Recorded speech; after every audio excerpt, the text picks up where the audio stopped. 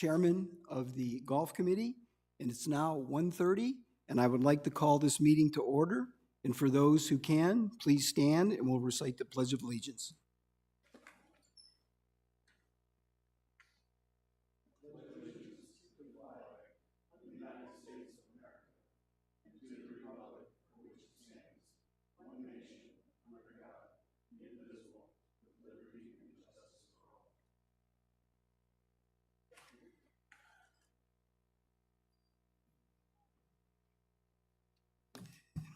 This is the Rec Center Sun City West Golf Committee meeting of October 10th. We've established a quorum with all 8 members present, and I will now read the meeting procedures which are read at all board and committee meetings.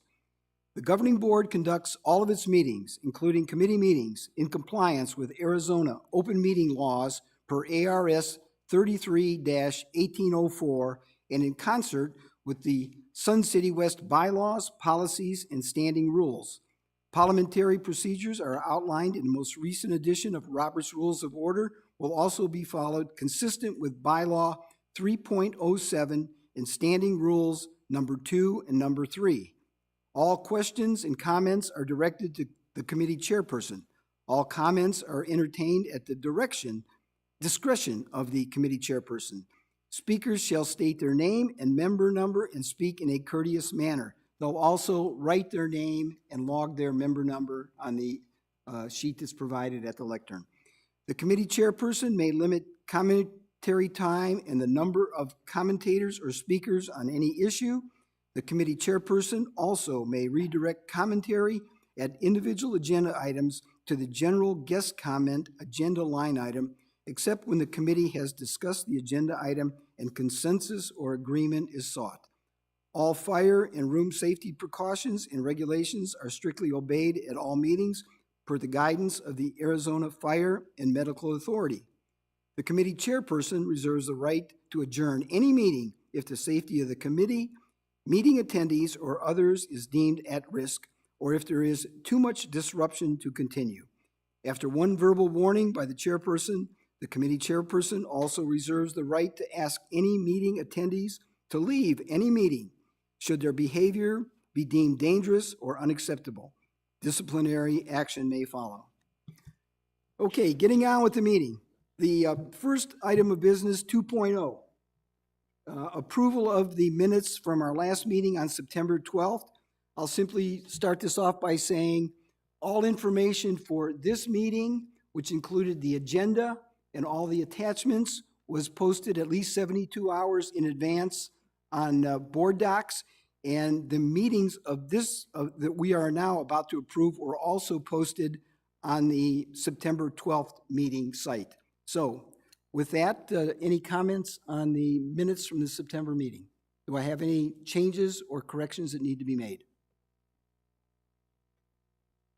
Having consensus, the meeting minutes for September 12th will be placed on file as presented. Thank you very much. On to staff reports. We're going to have just a slight change in order. The first speaker will be 3.03, Mr. Cliff Swan, as he has a early commitment to give his presentation at the torch class today. Mr. Swan. Thank you, Director Grom, and good afternoon, committee and community. Happy to present the August year-to-date financials, and it's early days, of course, in our early fiscal year, but happy to present these. So let's get started. So for the year so far through August, 20,000 favorable on 785,000 and 765,000 in budgeted revenue. You can see a little head in golf. Ancillary revenues up a little bit. Struggling a little bit on food and beverage. That variance is in food and beverage right now. So I think maybe the heat, maybe we got a little too aggressive on the budget there in food and beverage.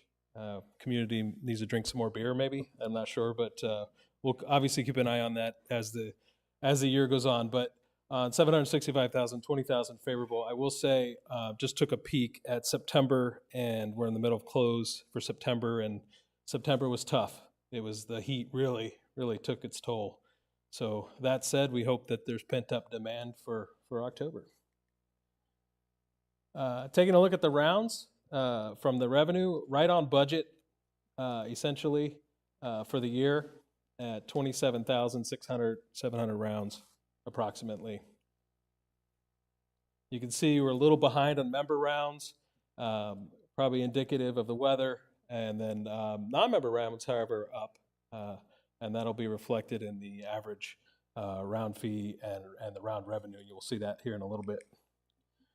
Switching over to the expenses compared to budget year-to-date through August, 198,000 favorable. I will say, in the wages and benefits area, some open seats in the golf maintenance area and golf ops, actually a couple of seats through the first couple of months. We've got those filled now, but created a positive variance. I will say also, Top was much more efficient on overtime compared to prior year, and the overtime was less, which is driving that positive variance as well. So to the tune of about 20,000 through August. So good job on Todd's part there.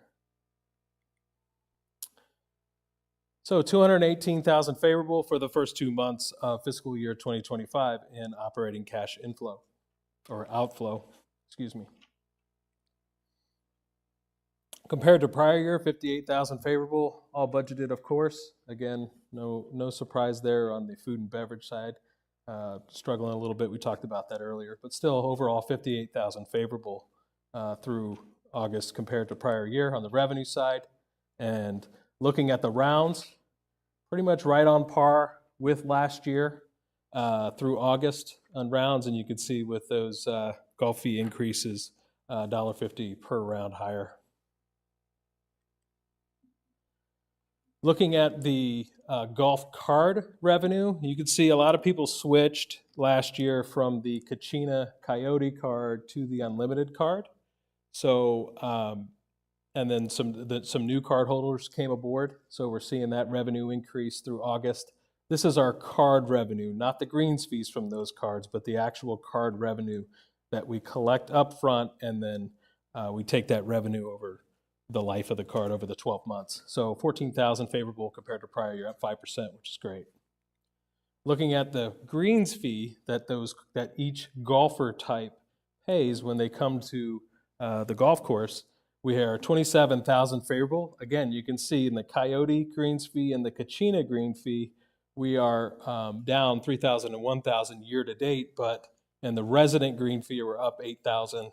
And then in the non-member greens fee, we're up 23,000. So those non-member rounds are up, which is kind of carrying the day for us through August, which is, again, just helps subsidize what we do here.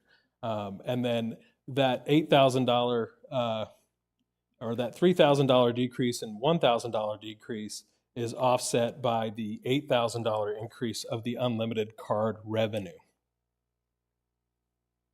because we don't collect a greens fee on unlimited card holders.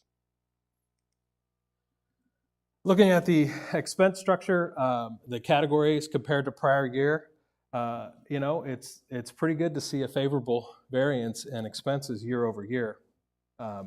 And that's what we show here, which is great, 46,000 favorable. I will say some of this is timing, of course, in repairs and maintenance and landscape maintenance. But we did get seed prices in, and seed prices are favorable to prior year. So we'll see that continue through the year, which is great. Chemicals have gone up a little bit. We budgeted for that, but we will see some favorable seed prices. And then a lot of the repairs and maintenance, honestly, is just timing. If we had repair and maintenance on a piece of equipment, or there were some trees that we took care of last year versus in September versus October. So a lot of that's timing. But still, overall, looking at wages, only 1,000 increase over prior year, pretty good. So compared to prior year, 104,000 favorable to prior year in operating cash inflow. That concludes my presentation. Yes, go ahead, Kathy. Yes, on slide 7, let me make sure I got the right number here. Sorry, I exited. Too bad. Sorry, can't answer Go back, question. young man. There you go. Okay, Yes. so this is more for my sake and maybe even the audience sake. This non-member rounds, even though last year it was a debate on raising the public pay rates, we have increased that number even with the rate, which is something we need to consider maybe here in the near future again. So that, am I correct in reading that? Yes, way. that's correct, Kathy. And And that's just 2 months worth, that's right. So the two hottest months. Yes. Yes, exactly. Okay. And I will say too, we decided to break these out. In the past, we just reported total rounds, and we decided to present these in member and non-member, like that. so we could have some So I could say insights that, into right? that. Absolutely. Then I have a question on slide 9, I think it is. So these are cards. Is that non-member green fee, is that unlimited card for public play? Why would if this is not a card, why is it in this data? This is greens fees. So these aren't cards. These are actual green fees. So Oh, I see. So the Coyote green fee, the Kachina green fee, and then our non-members who pay green fees, and then our residents who pay green fees. Oh, okay. Yeah, so those All are the right. greens That fees just wasn't clear associated to with me. the cards. Okay, And, that's good. And Thank you. important to note too, this is year-to-date, year-over-year change. Yeah, right. But I just wasn't sure on the non-member what that meant. Yes. Thank you. Any other questions from any? David? I'm not sure this is a question, Cliff, but going back to the non-member outside play increasing, so is there a corollary that if we're seeing our golf cart rental fees go up as well? I would say yes. I can't point to that Well, in my brain, but you know- the ancillary revenue is up. So Yeah, so part of the question always is outside play, is it really people coming from Grand and Portobello who typically bring their own carts, as opposed to true outside play where they rent a cart? So that might be something just, Pat maybe could tell us that at some point in time offline. Okay. But Anyone else on the committee? Questions or comments? If not, I'll open it up to the audience.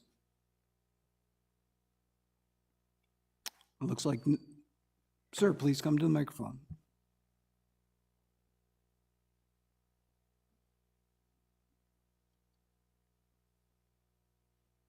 Good afternoon. The name is Tom McNally, 915482. It's a question that Kathy brought up. I still have a problem with being underpriced for outside non-members. In a sense, I'm seeing us as community, homeowners, renters, whatever, paying for a membership card, and outside are coming in and paying $10 more, when their courses are anywhere from $20 to $40. Now, I did play a course last week, as a matter of fact, outside of R7, which was a great bargain, decent course over in Sun City, only because my course is closed down because it's overseeding and everything. But the normal fee, Portobello comes over here and, our fees are 46, 48, whatever, and they're paying 55, 58, 60, somewhere, depending on the timing. I just think that, and I know we don't want to lose that volume coming in, but in essence, they're paying 20% more than we are, when some of the better courses we go to, even if you want to go across and play on, I don't even know the name of it, the one they're on Grand, in the Grand, on the Avenue, $85 and you have to use their cart. That might be a way, instead of increasing the price for non-members, maybe you have to rent a cart. So it's whatever the pricing is, plus the 16 for one, 32 for two on the cart. That might be a way of improving. It's just, we are severely underpriced for non-members. And they come to us because our courses are in such great shape, Todd. That's just 2 cents worth, and that's it. Okay, thank you very much. But one of the things that we will do later in the year is we will be looking at all of our green fees as we make a recommendation to the board to supplement next year's budget. So thank you very much. That was done a year and a half ago. But May I comment? Just, yeah, there's a lot of things to take into account when we look at greens fees, especially when it comes to attracting that outside golfer. What we've also got to remember is we offer all of our tee times to our community first. So what we're selling is not a 10 a.m., 1 p.m. tee time in the peak season. We're selling tee times that are kind of the leftovers after we've offered those to our community members, because that's what we're here for. So we can't charge the same price for those tee times as you might see someone else who would pay $100 for a tee time, but be able to go out at the time they want to go out versus picking up the scraps. So it's not as simple as just looking at our price and looking at their price and saying, oh, we're just drastically cheaper. It's not that simple. Trust me, it's not. And there's a lot of time and energy that goes into these prices. We look up all the surrounding courses, comparable courses, non-comparable courses. We analyze all of that. We look at it every year. So, and then the other thing is we change our rates in July versus January. Okay, so when we present our rates, we're looking at rates at halfway through the year. By the time the next season comes around and you're looking at the rates that the other golf courses are charging, they're resetting their prices in January, or they may reset their prices monthly. Per policy, we don't do that. We present our pricing, we go to the budget, it gets approved. That's when our prices get approved. So there's a lot of different things. I don't want it to sound like excuses, but we can certainly, as Director Graham said, we were happy to present our thought process on all the fees as we go in the budgeting process for this upcoming year. I have a question. Is there a way to break down a guest and a non-resident? Because a guest fee is different than somebody that booked on Golf Now or a non-resident. So I don't see that here. And guest fee is quite a substantial saving for. Well, yeah, so Kathy kind of touched on this earlier. We actually changed that this year. So our guest fee and our public fee is the same.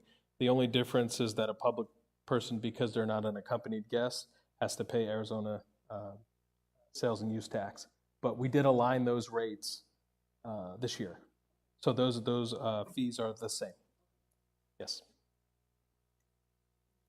Just a clarification, or actually what I think, again, maybe a future discussion is, I can have a guest from Portobello 5 days a week, and it's a guest as opposed to a public player. And I think that nuance is important to keep in mind as we have conversations. Somebody might comment. Okay, thank you very much. If no other comments, do we have any comments online? Okay, Cliff? Thank you.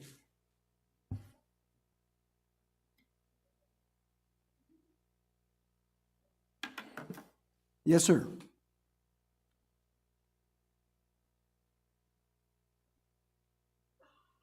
Dennis Hansel, 111074.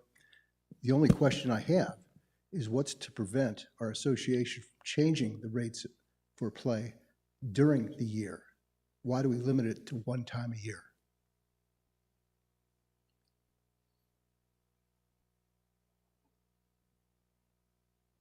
I would assume, I think Tim's got the answer there. Tim, go ahead. I think that would be a board decision, but they would be able to make that at any time of the year. But part of our budget is also based upon our rates. So, but we will take that to the board. And we do vary the rates depending on the time of year. So Right, and I think our policy says once, we look at them on an annual basis. So it would be, it's not that we couldn't change any of that. I'm just saying, along with Tim, that it's in policy. Okay, thank you. Cliff, you had a couple more slides, I guess? no, you're off the hook. Well, did I? Okay. All right. You're off the hook. Okay, moving on. Next Next speaker will be Mr. Pat O'Hara on golf operations.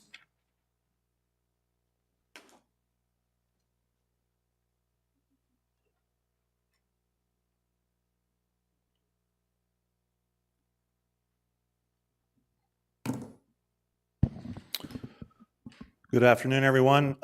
If I may, I'd like to make a quick comment on green fee rates because I was just mulling it over in my head. Our public rate going forward in November is, for non-residents, $72.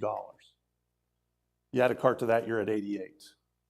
Now you add 6.3%, you're at 92, I believe, something. We raised it pretty aggressively, $6 this last year.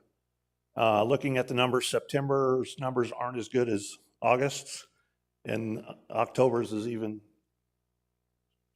more of a decline. I know heat's got a lot to do with it. What's that? Correct. And that's why, so we look at these September, October, Novembers all at one because of the way the overseeding's done. They're not comparable. Case in point, September's numbers are going to be a little bit down because we started overseeding on September 26th versus last year we started on September 28th. So there's things like that that we have to look at. Point being is, I'm a little concerned about the jump in rates in peak season.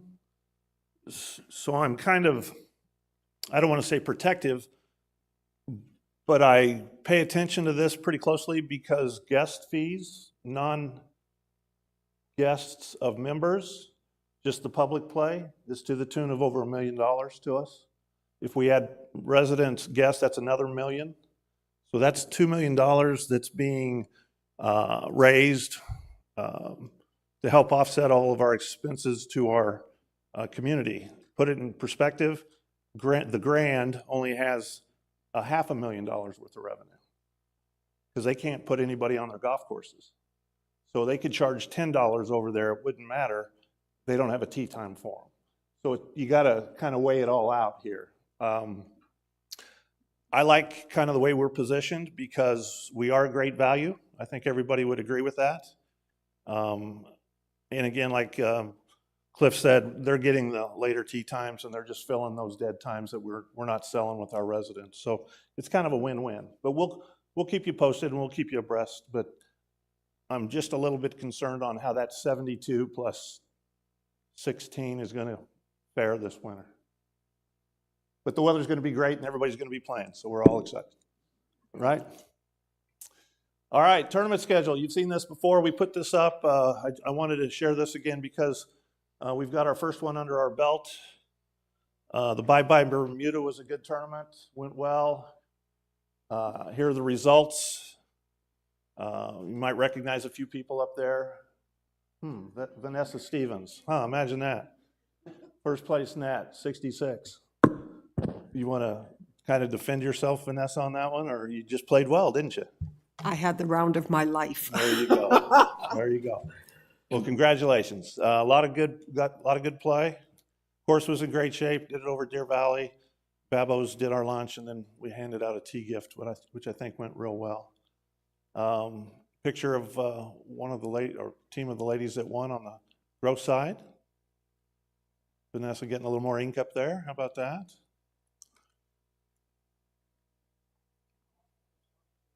Oh, a couple pictures of the men. And then we're gearing up for our 29th annual octogenarian tournament. Typically we have around 92 octogenarians that play. Checking in today, we are about 75 signed up, so we got a little ways to go. We were able to, in the past, have our awards dinner the next night over at Briarwood. This year we have elected to go to Palm Ridge, cater it ourselves, and we reduced our entry fee. So we're trying to be a little bit more efficient there. So we're expecting a good turnout again. This year it'll be over at Stardust. Wanted to mention this just one more time to make sure everybody is on point with this. This is after talking to the AGA about tee placements, hole yardages. There was a underlying thought out here at one time that if the hole said it was 318 yards from the tee box, it needed to play 318 yards. That's not the case. We have some leeway. You're gonna see some manipulation of that, I believe, this year because we want to give you the best teeing ground we can. So we'll move the tees up and back. So just be prepared that 318 might mean 325 and it might mean 302. The key is the 100 yards for the 18 holes. That's the key. Update on my capital projects, 20 carts we did get delivered. We're in the process of parceling those out to the golf courses where we pulled the used ones that we sold for. Ball pickers are here, which is great. We needed those. If you've been up to Desert Trails, probably you haven't here lately, but prior to closing, they had an extended patio up there. It looks very nice. It's real similar to the Deer Valley patio up front, so we're excited about that. And then replacement patio furniture. This year we're getting new furniture for all of our golf courses. The other ones were cracking. People were getting pinched in the legs. I can't believe those were 7 years old. It just seemed like the other day that we got those in, but 7+ years old. We're going to repurpose those. And I put this up here because I got a call from my sales rep that said, Pat, we're still thinking it's going to be late October. You'll get your patio furniture, but this ILA strike has affected our patio furniture. It was coming over from Europe, and it was on the, they call it, it's on the water was the term she used. And it landed in Montreal, so they're on their way. So that's the update on the patio furniture.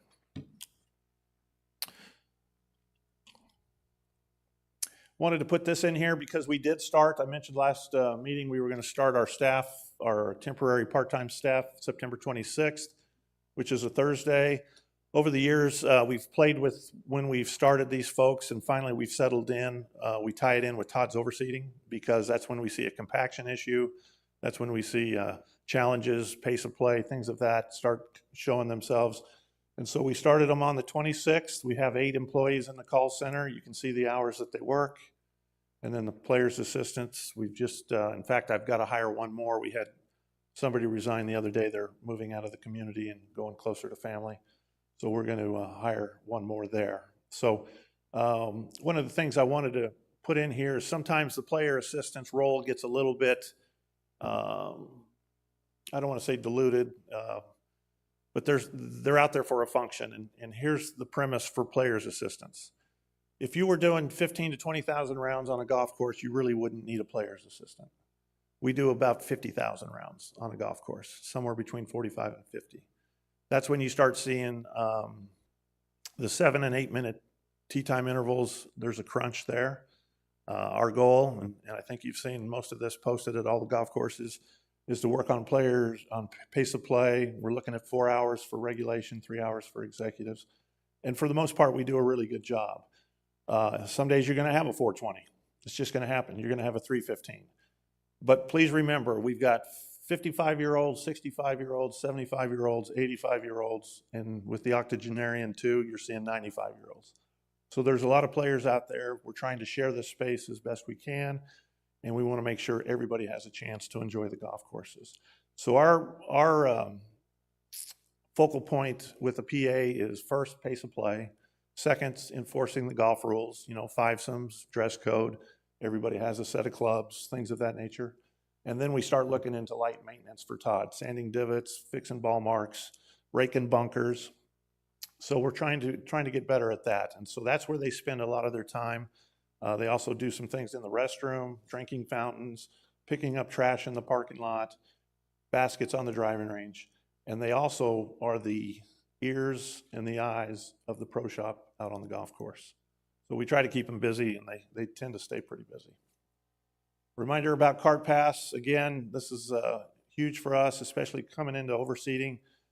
This will help keep our golf courses in great shape if we can keep those carts 15 and 30 feet away from tees and greens. And then just one other thing. I mentioned this last month. Brian is our contact for communication. For those of you that play in our events, we're slowly making a transition with Golf Genius. This last tournament, if anybody signed up for the night putting, I don't know if anybody did. It was an online situation where you actually signed up online. You didn't have to pay. We're eventually going to work into that direction too. But we sent it out. You registered online. We could see how many signed up.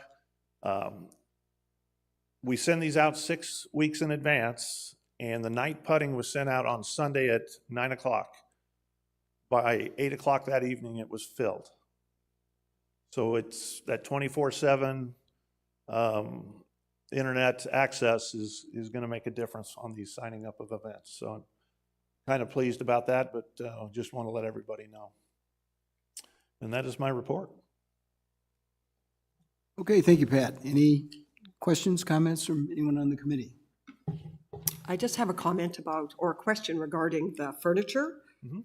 When I was looking at the budget, I see that Echo Mesa, Grandview, Trail Ridge, and Pebblebrook all are getting allotted $10,000. Stardust, not until 2028, will be getting $11,248 for their furniture. And Desert Trails is 20 grand and Deer Valley is 15. Like, Yeah. that's quite the range. And I know that I played Trail Ridge for 10 years. I have never seen a new chair there in the 10-year time Where? at Trail Ridge. Yeah, you had some 7 years ago. Mm. All of them are the same. But Stardust had the new chairs with the little squares in them. I'm not sure how many, it's a 4, 7, maybe, and 28. So maybe that was 21 that happened. I just find that some of the smaller courses are getting more dollars allotted, where the larger courses need more furniture. I'm just wondering why the variance, that's all. Sure. So I'm not sure the numbers you pulled, was that for in the future or for here recently? For this purchase? This is the 25 to 29 budget that Okay. I'm looking at. So that might be replacement value. And if it is, I'm sure it's added to because of the time, 5 years, 7 years down the road. This year's, when we purchased the patio furniture this year, we had $70,000 in the budget for those golf courses. We wanted to make sure Deer Valley was taken care of because they've got more seating space, as does Desert Trails. All the other patios, with the exception of Stardust, are pretty much the same size. We got pretty much the same configuration. We're looking at spending $43,000 this year, so we came in quite a bit under budget, so we're excited about that. And we'll look at these configurations down the road. So everybody should be getting new furniture. We do it all at once for that reason, so that we can steal from Peter to pay Paul if we need to move furniture around. So you should see plenty of seating at each of our golf courses. So at Grandview, when it's full and all the snowbirds are back, they put out those white tables and those plastic chairs that are not conducive to an older body. That's all there is to it. They are falling apart, and you're probably replacing the furniture on the patio. This Right. really needs to be looked at, though. That's where they send all the ladies and the men golfers, and we're talking 150 ladies, 200 to 250 men. Sure. And that seating arrangement just does not work. It is not comfortable, and it's actually dangerous. Okay, so that, we'll mention, we'll get that in front of Jeff over at the Crooked Putter, because that's his area, that's his patio and his furniture. So we'll get that in front of him. Yeah. Anything else? David? So, Pat, you piqued my curiosity. And I went through the same thing with being on the water. Yeah. When we were having remodeling done and we had to have our floor replaced, and the contractor called up and said, well, gee, your stuff's sitting on a boat off the coast and we're waiting to, yada, yada. Anyway, we couldn't find a domestic supplier. You said this was coming from Europe? Yeah, so it's coming from Italy. That's the same vendor that we use. It's the same vendor that was over at Stardust. We've just had good luck with them. They've got representation, distributors here in the United States, but it originates over there. Yeah, it's kind of funny. So we couldn't find something cost competitive that was domestically produced? I looked at 3-4 different vendors. Everything else I didn't find anything made in America for our price. Okay. Pat, out of curiosity, is that put out on a bid? It is. Okay, thank you. I have a question. Yes. For Grandview, How does that work for the golfers when the crooked putter has their own? Where does that 10,000 for Grandview, where will those chairs be or tables be located? Right. So we'll see exactly where we are with all the other golf courses. I'm hoping to have a couple pieces that are extra, either to be used if this breaks down the road, or if we can use it over at Grandview, we might be able to put some over there. So we've got a little bit to play with, which is a good thing. So you might see some over there. Good. Any questions from the audience? Yes, sir. Please come to the microphone.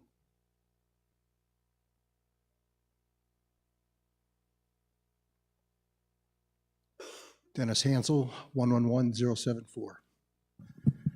Pat, historically, 2 of our 7 courses have received between 20 and 25% less play than the other 5 courses. What have we done to try and increase the play at those courses? So when you say less play, you mean on an annual basis? That's correct. So just, and maybe will answer your question. Every year we close an executive and a regulation, and they're closed for 90, 110 days, whatever that is. So those are the courses that you'll see a drop in play for annual rounds. We tend to see big drops if it's Deer Valley, Grandview, or Pebble Brook. Desert Trails will show some significant drop too. Otherwise, as far as year in and year out, and I don't have a slide here. I've got a 5-10 year, shows you every round. You'll see that they trend up and down seasonally because of the closures, but no, they're all going up. Historically, when I was referring to historically, I mean over the last 10 years. Yeah. So over that time, all the courses will have been closed, and yet 2 of the courses have 20 to 25% less play. And is Stardust one of them? That's correct. And what would the other one be? It was a regulation course. It may have been Pebblebrook. So Trail Ridge tends to be the least played.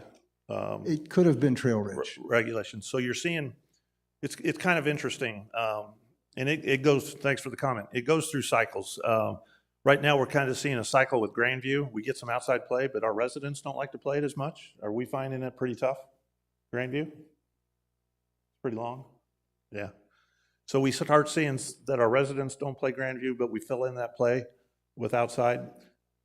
Trail Ridge tends to be a little bit tough too. You got to drive it well. And so that was the last one. But we're seeing growth. I mean, this last year we did 327,000 rounds.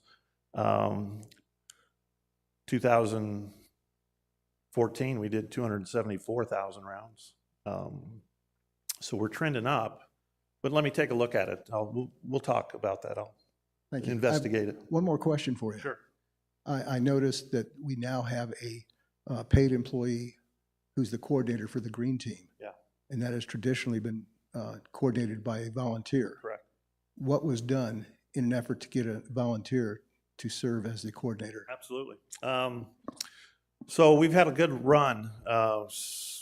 George and Sharon Hodnick were here. They did it for 6 or 7 years, volunteer. Kathy Stevens did it for 5 or 6 years as a volunteer. Kathy put in her notice, and we needed somebody to fill that void. We reached out to all the people that we felt comfortable asking them to donate the amount of time. Kathy in her resources, green team, and we just didn't have anybody answering that bell. So we said, we don't want to lose this program. Let's get somebody in there that can work part-time for us. Well, the program goes from December to April. There's a summer component too. My question is, did you reach out to all the golf groups? No, I didn't. Specifically, I did not, no. And the additional question I have is, under whose authority is the hiring?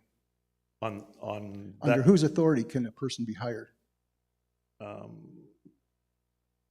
We bring it to, the request is made to both HR and accounting, and we get approval from that perspective. Is the general manager the hiring authority? Boy, I don't think so. I don't know that. They're not on, his signature's not on my hiring paper. So you are the hiring authority. Yeah, they answer to me. That position in particular answers to my department. So Yes, you created the position and we're the hiring authority. correct. Okay. Yeah. Thank you. Any other questions or comments? I just have a question about the golf carts. Sorry, I've been looking at the numbers. Our golf cart? Yeah, Okay. so in 2021 season, they were 14-7 or 2-1. In 21-22, it was 16-8. In 22-23, it was 18-9. In 23-24, 16-8. We're going backward. Yep. 24-25, still 16-8. You know what a big difference a $2 increase in a golf cart seat will make? And I'm sure people, like if you historically look, you're going 14, 16, 18. Now we're going back to 16, 16. Why weren't we just continuing and going 20, 22, or even just leaving it at 20? That $2 difference is big income. Yeah. We got to 18-9, and then it was Yep. recommended by the golf committee to go back to 16-8. Okay, well, maybe we'll There you change go. that recommendation. There's some opportunity. There we go. There you go. Okay, thank you. Okay, thank you, Pat. We have no questions online. We'll move on along to 3.02, Environmental Services Manager, Mr. Todd Patty.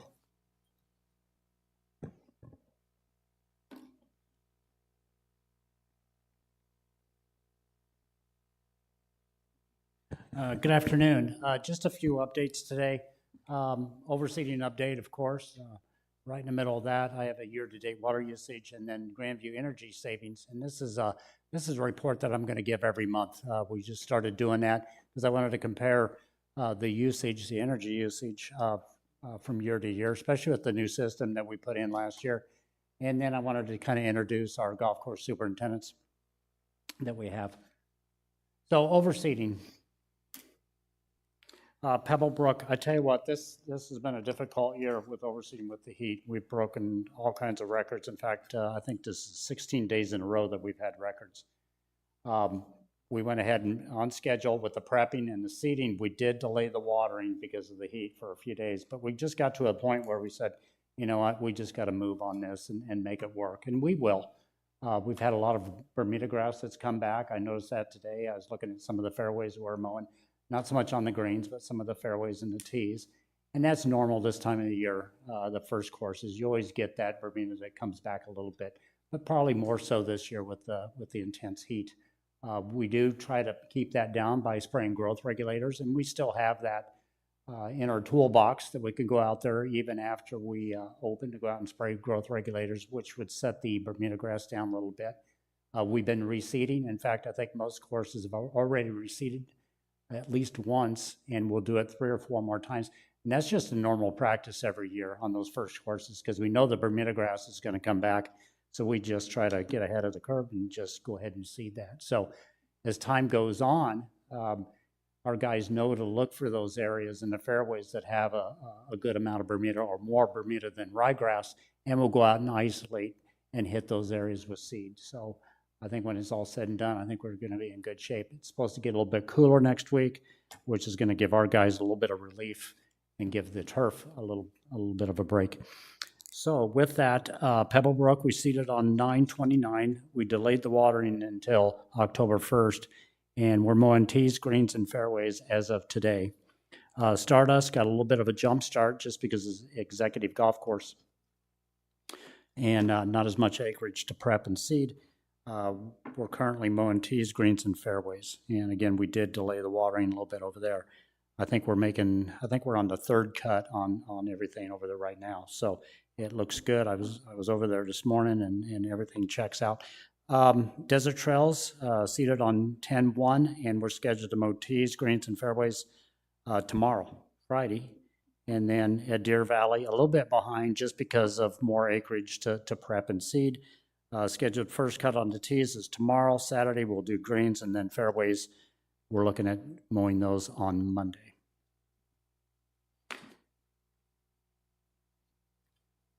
And then cart path restrictions, I've already had some questions about, are we going to be able to drive off the cart paths on day one? As of right now, I'd say yes, but whether, we have to see what the weather's doing. You know, if we're still having to put a lot of water down on those fairways where they're going to be too wet to drive out there on that ryegrass, then we might have to hold you back. So I'll keep you posted, and we'll get some kind of a notice out letting everybody know that we're okay to drive out on the fairways. Looks like we're on track for our opening height on the greens. We target 187 or 3/16 of an inch on our greens every year. I feel comfortable in saying that we're going to meet that goal this year, even with the heat. And then we're going to ask you to drive in the rough, observing the 90-degree rule when we open. Okay, and then we'll post signs on 1 and 10, and also up at the pro shop. And so we'll do that until we get that first frost, and then we'll reverse that. Then we'll ask you to please drive in the fairways and give the rough a little bit of a break. All right, on our golf course water usage, this is through September, and it's comparison between 23 and 24. We've used about 35 acre-feet more this year, which I think is really outstanding considering we hardly had any rainfall. And the record heat that we've had all the way from June all the way to today. So I think that's pretty good. That works out to be 5 acre-feet per golf course. And the good thing is that we combine our water allotment as 7. So that's how we report our water usage, is 7 golf courses and not 1. And then I just broke out Grandview's water usage, and this is through September. And I compared 22 to 24. 23 was our project year, so we had to have the water off quite a bit over there with the project, so that's not a fair comparison. So we are 54 acre-feet under 2022's usage, which again I think is really good because of due to the weather that we've had and lack of rainfall, and you'll see that in just a minute. There you go. 2024 we closed at under a ½ inch of rain in the monsoon season. That's pretty dry. Our average monsoon rainfall is 2.43 inches. So well below that. So, again, it's amazing that we are able to keep our water usage down based on no rainfall and record heat that we've had this summer.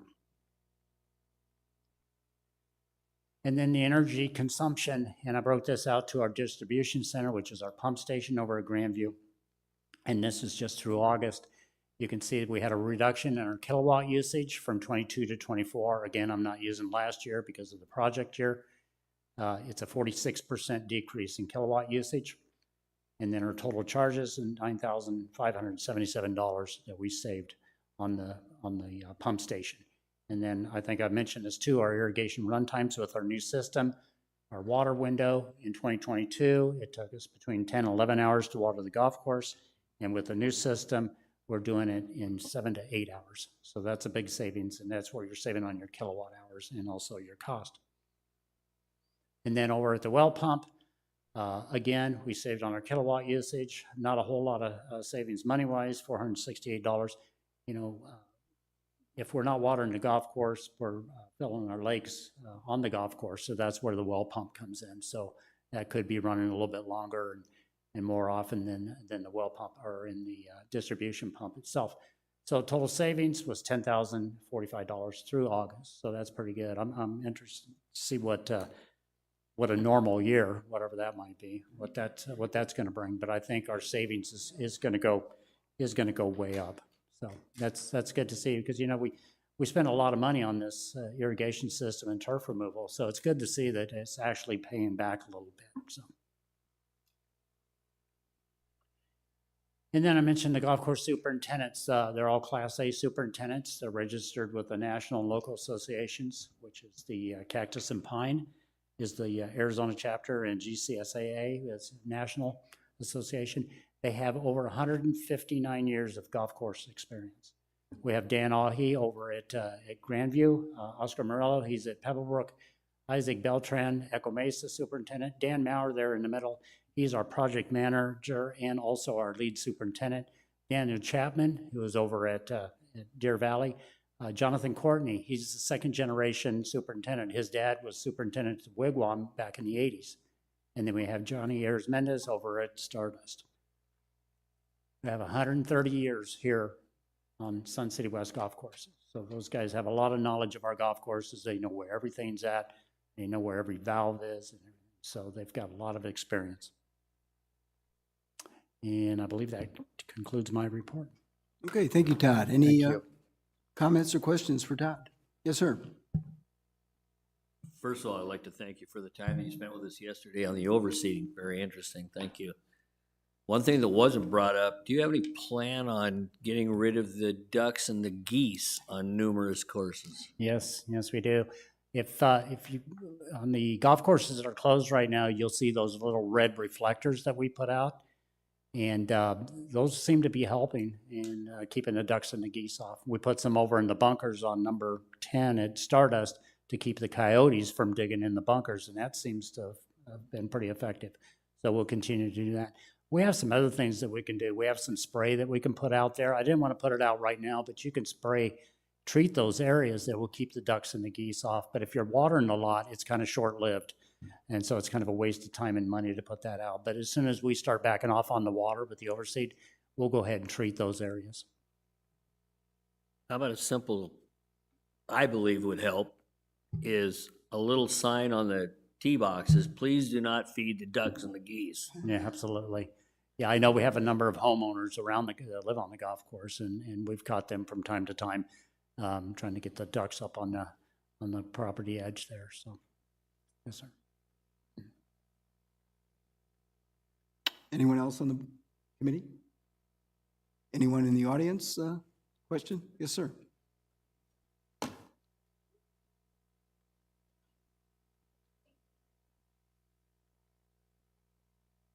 Dennis Hansel, 111074. Todd, I noticed on that one chart, we have all 7 golf courses together in reporting water usage. Are we in compliance with the mandates for the state of Arizona? Yeah, good question. We're currently in the 4th management plan, which they put into effect in 2023. And then in 2025, they have the 5th management plan that rolls out. So yes, we are in compliance, and we've been under the allotment. We are under the allotment last year with the new management plan. And then there's a slight reduction in 2025. I think it's like 8 acre feet that we're going to be reduced, and that's for all 7 golf courses. So with our these projects with the turf reduction that we're doing, or what we did over at Grandview, and what we're planning on doing over at Echo Mesa, I feel really confident that we're going to be able to stay within our allotment and be in compliance with the state of Arizona. As of right now, if we did nothing, are we in compliance with the 2025 rules? I think it might be tough. I think Echo Mesa is going to be a real player in that, and getting our water usage down to stay in that new allotment in 2025. Okay, so once Echo Mesa is completed, the plans for the remaining courses are out of convenience rather than necessity. Well, I think we want to do those because, this is the 5th management plan, and I'm getting word that they're going to be rolling out other management plans as we go through. So I think it's in our best interest to go ahead and remove turf so that when that time comes, we've already got it in place. So we're going to meet those restrictions. Well, I just wanted to comment, if economics dictate, we could postpone those plans, though. Yeah, I guess you could. Yeah, sure. Thank you. Go ahead, Mr. Todd, we spoke yesterday, and Dennis has a point, up to a point. You've got 40-year-old infrastructure that at some point in time, regardless of the water mandate, you're going to have to look at replacing that. Is that fair characterization? Yes, sir. Absolutely. Right. Because, we were there yesterday looking at Stardust, and the comment was you had 2 mainline water breaks at Stardust just yesterday. Yes. So bottom line is, all of these facilities are 40-plus years old now. Absolutely. And, having lived in a facility for a very extensive set of facilities where you start to defer maintenance, you just dig your hole deeper and deeper and deeper the longer you put that stuff off. Yeah, absolutely. And, with the turf conversion that we're talking about, as long as, if you're going to do an irrigation project, you might as well do your turf conversion at that time. Now, when we're going to go over to Stardust in 2027, 29 at Pebblebrook, and then we need to go over and change out or replace those irrigation systems at Trail Ridge, Deer Valley, and Desert Trails down the road. You know, they're aging too. The thing with those last 3 golf courses is that's going to be purely an irrigation replacement and not a turf reduction, because they're already at that restriction, not restriction, but they have the amount of turf that's required by ADWR. So.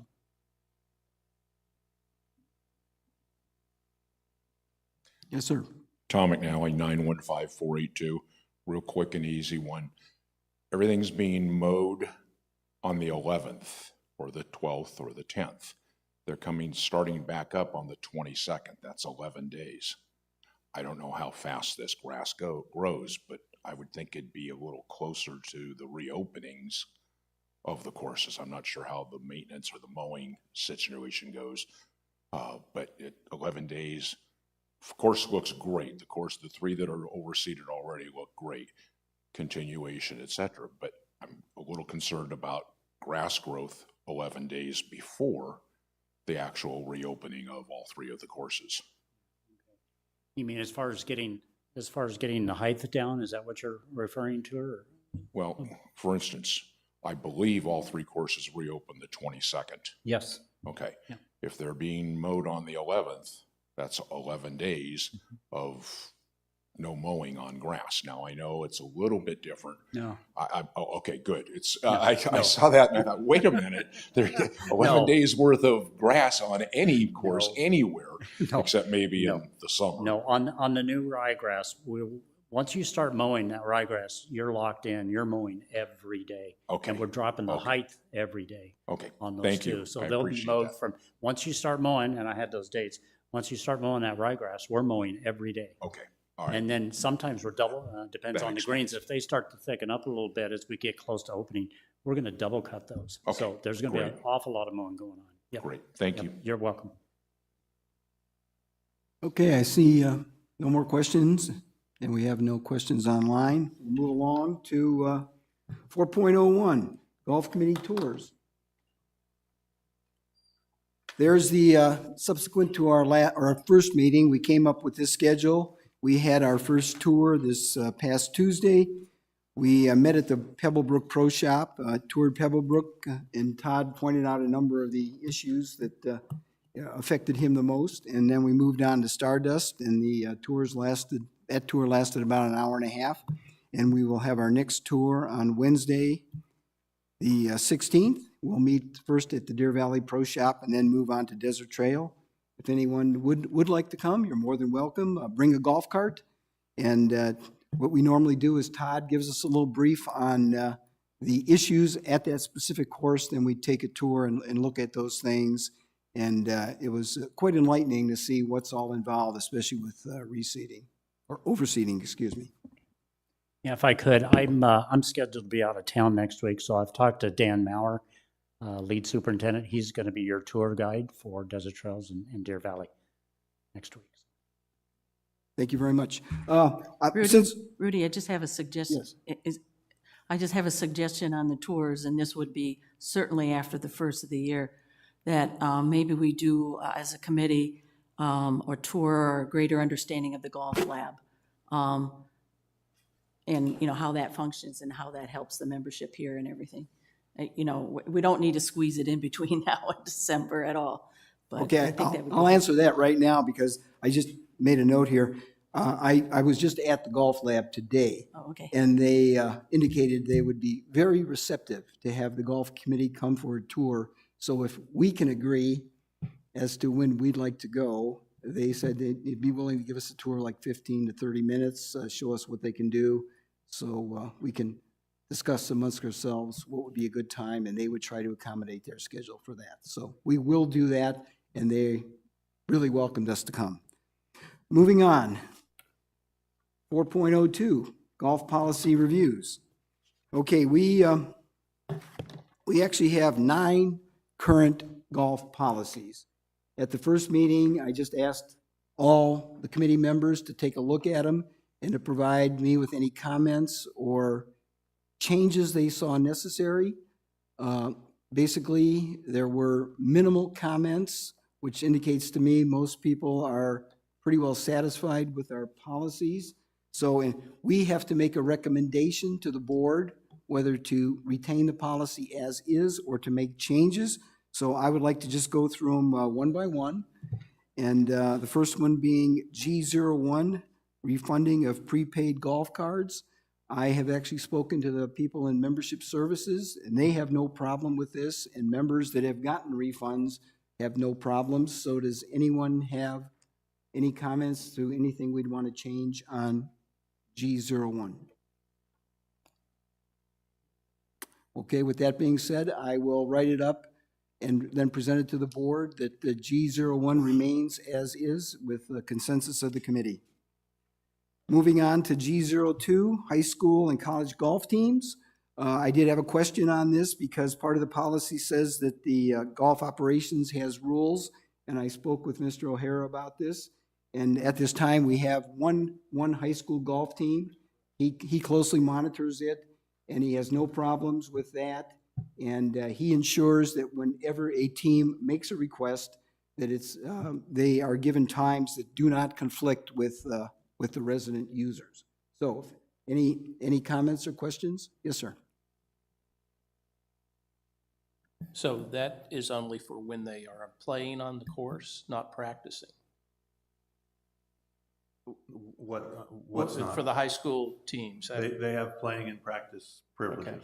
Okay. But I guess what I'm trying to ask is they come to you ahead of time? Yes. Schedule when they want to play. If they want to come over, because I've noticed it's Dysart, right? Yeah, it's Valley Vista High School. Yeah, so they come over to Echo Mesa sometime in the afternoon, and they go out on the range and they go to the practice facilities. Do they have to schedule when they were actually practicing or just when they're playing? So we designate 2 golf courses for them. In the past, it's been Stardust and Pebble Brook, but since they were both closed, Right. We moved them over to Deer Valley and Echo Mesa this year, and then we actually hosted one of their dual meets over at Grandview as well. So they start playing in August. They come out after school, which tends to be about 3:45. We give them access to the range, and then they might play a few holes. It's a pretty good bunch of kids. There's about 20 total. So it's been good for us. I hope everybody enjoys them. They're very polite. The coaches hold them to a short rein and very appreciative. And I will mention that on October 16th, we're having a divot party. They're coming out for appreciation of being able to play. They're coming out to sand and divots and fix ball marks, and then we buy them pizza and encourage them to come out and play. But it's been a good relationship for us.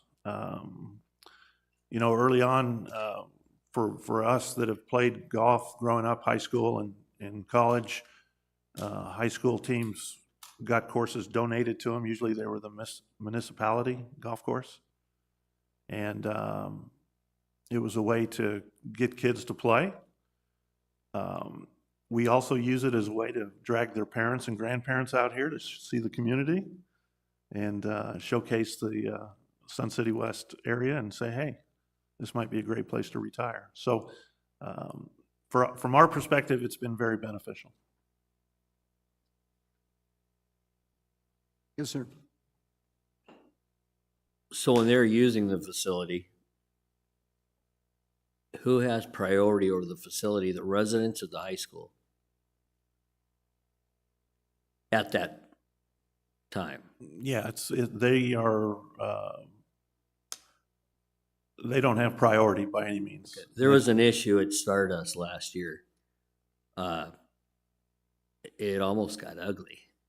That one of our residents was told to leave the chipping green, that they had the use of that, and while they are there, residents may not use that, and told him to leave. Okay, unaware of that. So is this something that needs to be put in here to protect the residents? I don't think it needs to be put in. I think it needs to be clarified, it sounds like, with the staff. Typically what we would do is put a sign out there, just like for our clinics, we put a sign out there that say, this putting green or this chipping green is going to be reserved from 3 to 4 o'clock for a clinic or for whatever. Give everybody ample notice of that, is the way that should be handled. So then you're saying they do have priority If over a resident? if it's required of that. Usually they share the facility, whatever that is, putting green. And what they do, for the most part, is break into smaller groups so that they're not taking over one particular aspect. Half of them will go to the putting green, half will go to the driving range, and then they'll trade out. So yes, we're trying to incorporate a sharing philosophy here rather than saying you can't use it. Yeah. But to put something in writing, I think we managed it until here. I had no comment that was ever a problem. So we'll watch that, but no, they've been very, very good.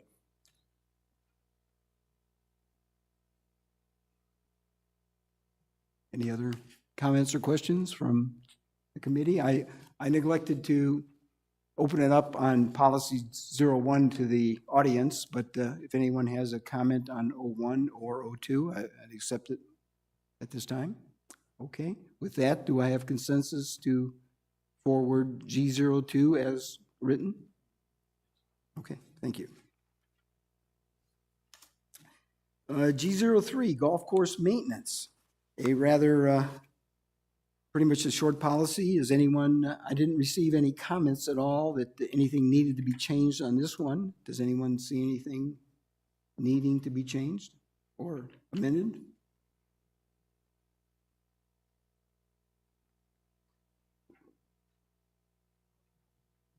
Those in the audience, anyone feel like anything needs to be looked at? If not, do I have consensus to move this to the governing board? Okay, thank you.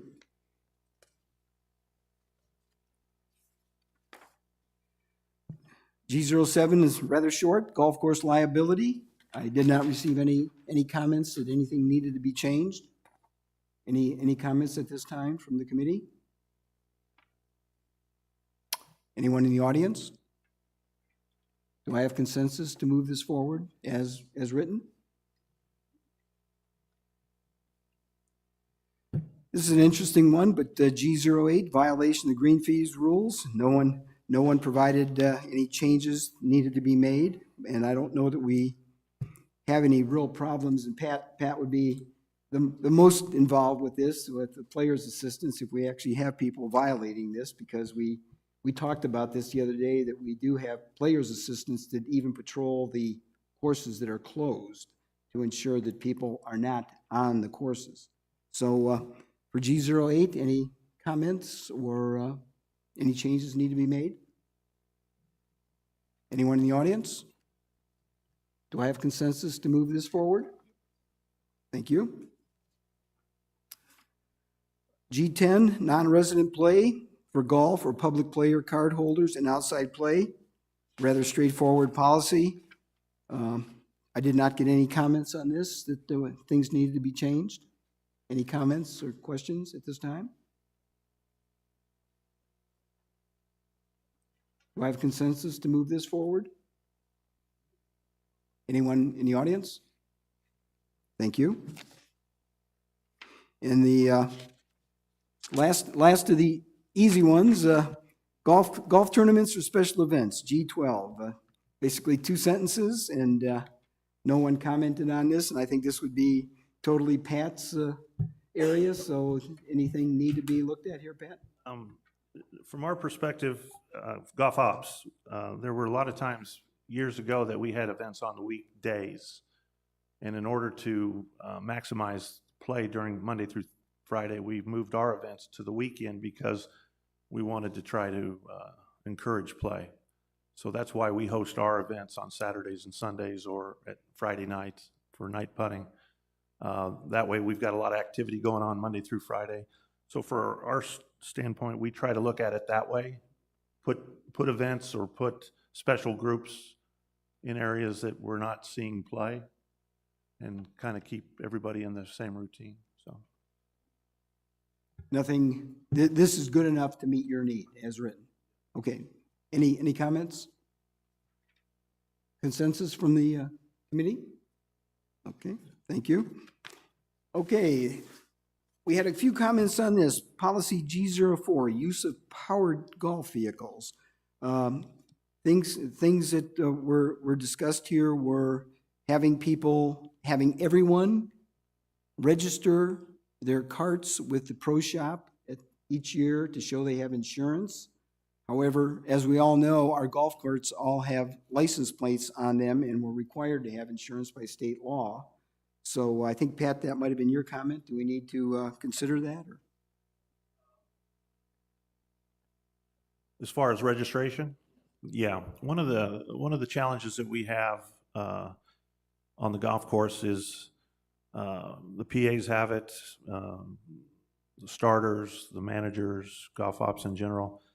Somebody might be out there breaking a rule. Somebody might be doing something that they shouldn't be doing. And when confronted, a lot of times it's, who are you? What's your name? Oh, you don't know me? Well, I'm not going to show you my rec card. And then they're off.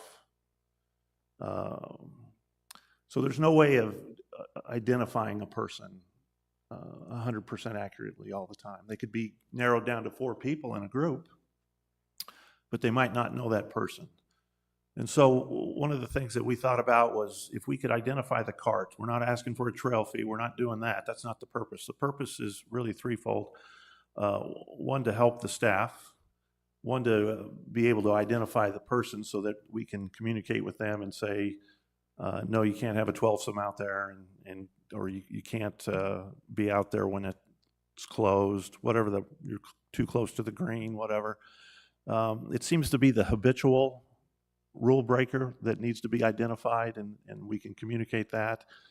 And then also the other component to this would be if somebody had a cart stolen, if somebody got injured, a cart broke down and they left it to the side of the cart course or in the parking lot, we could identify who that cart is and say, hey, do you know that your cart's over here, or is this your cart in the lake? Whatever. Hey, yeah, my cart got stolen. It's over here. So there's pluses that we like, because sometimes that anonymity that people have is detrimental for us to be able to say, Mr. Jones, our record shows that you're not an unlimited card holder and you didn't check into the pro shop. Why are you out here on number 6 at 6 o'clock at night? Those are the things that we're just trying to identify, and then I think we can control things a little bit better. Does that make sense? Any I comments? just have a question. The motor vehicle division, if you have a cart with the license plate on it, won't they run that plate to tell you who the owner is? They will not. Only the police? We have no way of identifying that cart by a license plate number. And how big of a problem is this on a scale of 1 to 10? 10 out of control, or a 1 meaning there's only a handful of people in a year? Yeah, 97% of our residents are really good. Okay, thank you. It's the smaller percentage that are habitual in doing this, and it becomes an issue. But since we don't know who they are, it just shows itself up from one course to another.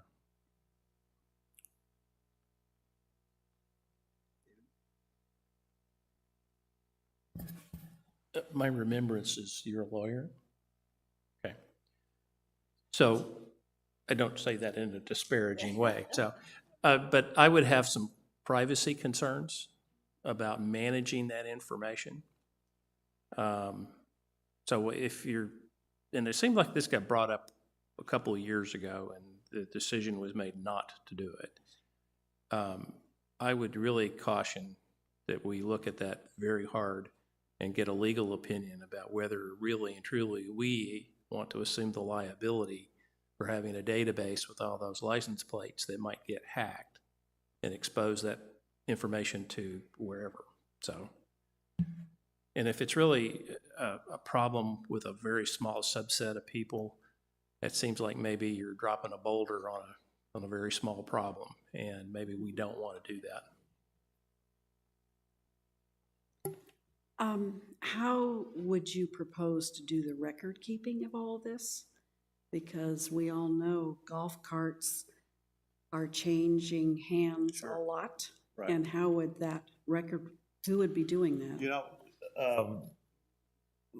the implementation of this has got to be thought out because there's a lot of moving parts to this. And even thinking with this, we've got other communities that have private carts that come onto our property, and we're asking our residents to do something more than that they're having to do. So we would want to try to incorporate that.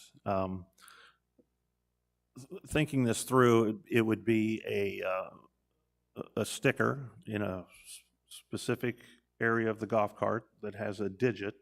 It's numbers. Nobody knows who this. It doesn't say Rudy Grom on it. It doesn't say Pat O'Hare on it. It just has a number on it, and that database would be kept either in golf ops or in our membership departments somewhere secure that we could pull from it when we need to. It's not on display.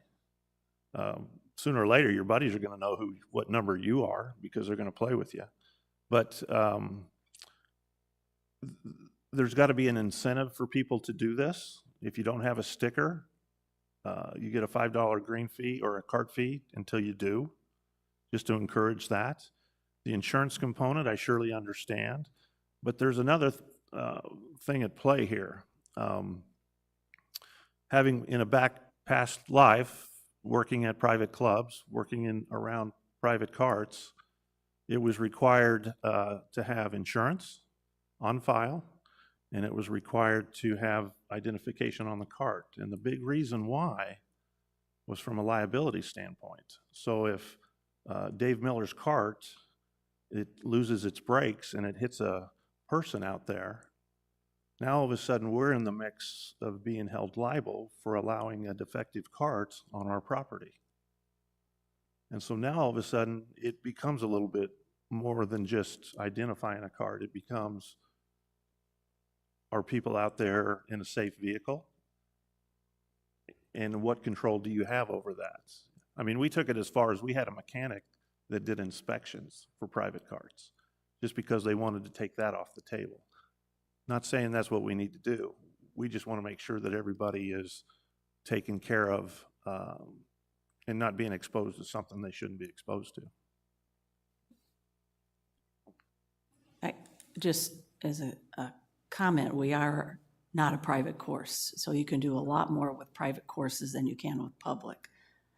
So I hear the challenges that you have, Pat. Personally, I would not be in favor of moving this direction until it becomes so problematic that we really have to deal with it. I don't know how people just flip you the bird and take off.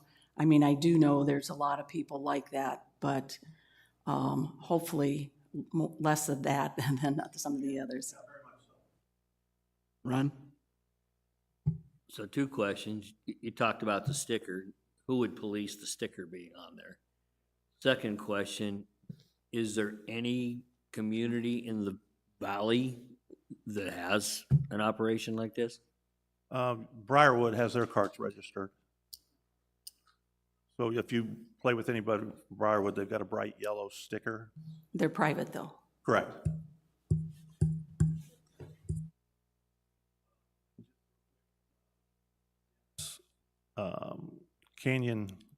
Copper Canyon is moving in this direction. Pebble Creek is registering all moving vehicles, but they're a gated community, so there's some reasons behind that. So they're registering bicycles, carts, ATVs, everything that they have down there. So you're seeing a little bit more of this. And again, it's just for discussion. These are the challenges that we have. And I'm trying to figure out how we can put these to bed because they reoccur enough that it becomes a thorn in our side. Anything else from the committee? I'll open it up to the floor. Yes, Bill Miller, 140323. Pat, you brought up a point. In my past life, I was risk manager liability for 40 years. And you brought up a point that I wouldn't want to tread on too lightly when you made the point of someone out there with a cart that isn't maintenance checked up. You don't want that liability. You don't want that on your shoulders. And you definitely don't want to have someone out there checking carts as they're going out there. I mean, you're opening a whole nother can of worms just looking down that way. You brought that up when I think it was the last meeting when we were talking about the lightning. It's the exact same thing. I mean, you don't want to go down that road. So that was my only comment. It was really not a question, but this is an area that I've heard lots of comments here, and it's something that I think needs to be talked about a lot, and make sure you got all your ducks solidly in a row, because, you know, I have an issue with the privacy area also. So anyway, that was my only comment. Thank you. Okay, thank you.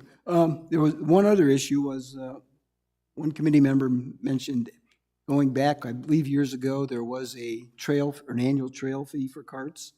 Is that something we would want to consider doing again? We have a policy. We have a policy against it. That's right.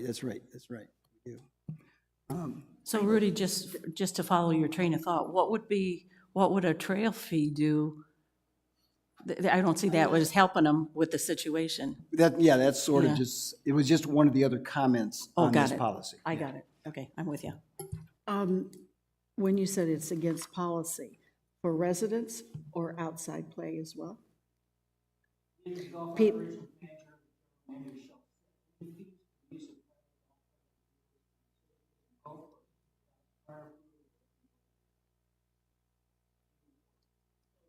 Correct.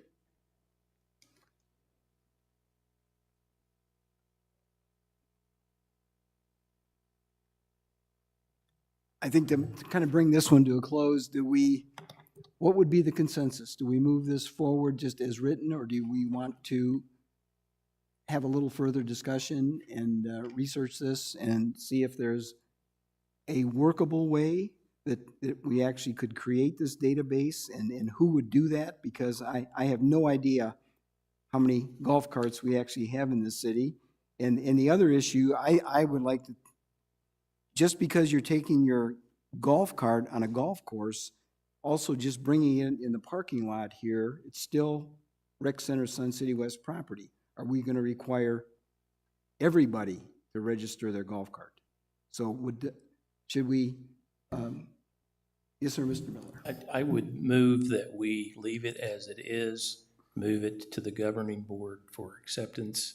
And if we really want to go down this path, establish a working group to look at the issues. And I'm not volunteering to be on the working group. But, you know, really and truly, if this is something that, like I said, this got brought up in the past. So if this is something that we really and truly want to look at, then it needs to be studied in some sort of formal way and a recommendation made to the committee. So if we have consent, yes, Kathy. Rudy, I support Dave moving it forward. I do have to say I was on the committee last year and we had a working group on this and they came forward and said, don't do it now. I am sensitive to you, Pat, and the challenges that you have. So I would say if there's a way to help identify or do something, don't hesitate to keep bringing that forward in some way. But this one just seems just a hill too high to climb at this point. If there was a study last year and the recommendation was no, I would suggest more time needs to be passed before we revisit that topic again. So what I'm hearing is we have consensus to move this forward as is, but we'll keep it basically on the table for future discussion at another time. Okay, thank you. And the last one of the 9 is administration of the golf tee time reservation system. And I would like to defer any discussion at this time because later on the agenda, Pat will be presenting the lottery and tee time system as to how it works and any issues with it. So we will rediscuss this one at our next meeting after the presentation today. With that being said, the next item on the agenda is committee goals. What I just put up here was the actual items right out of our bylaws as to why this committee exists and what we should be doing. Now, what I found out is just from our very first golf tour earlier this week, items have come up. So as the year goes on, I think the committee will come up with a few topics that we would probably want to research or even establish working groups and determine some goals as the year goes on. But we definitely will be looking at things like green fees, and basically our primary role here is to be liaison between the community, which includes both golfers and non-golfers, and the board of directors. So with that being said, that's just kind of a generic slide right out of our bylaws, and that will be kind of developed as we go along during the year. And so moving along to 4.04, the handicapping and course rating system, Mr. O'Hara.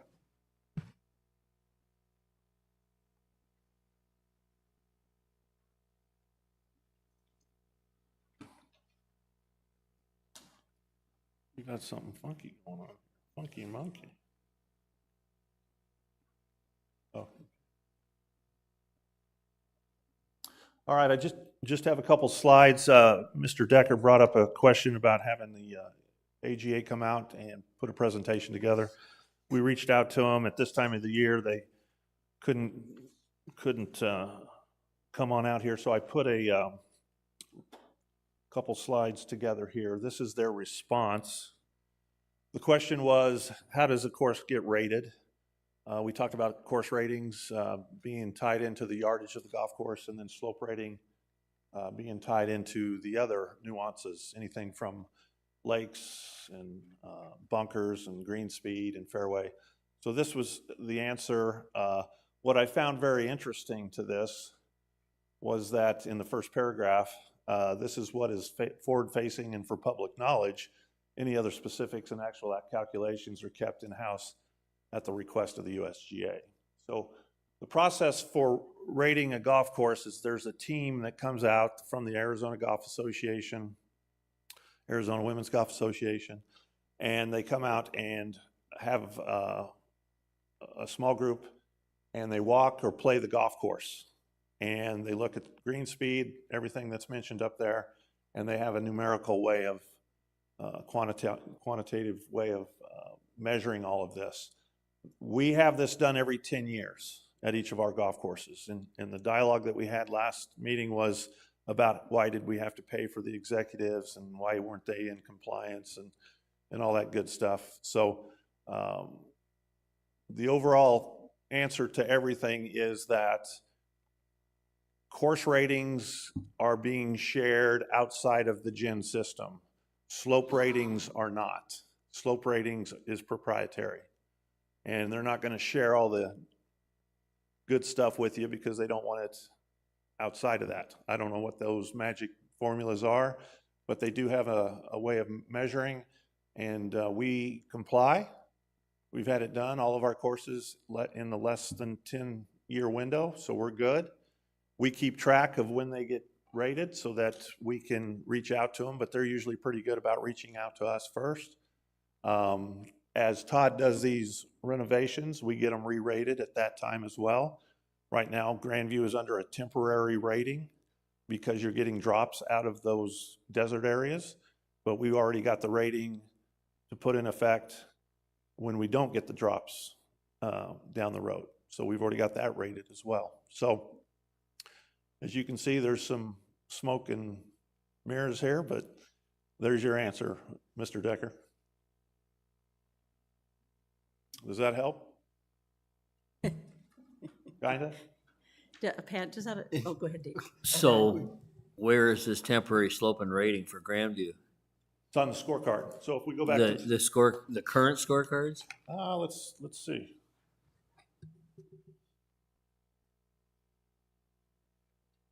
Do we have, can that be brought up, Terry, that link? It doesn't. So there you go. Every scorecard up there under the blue, white, gold, red, and green, you can see 72.0, 127. An average golf course is 113. Average, that's just a regular golf course, so you can see it's more difficult than a regular golf course.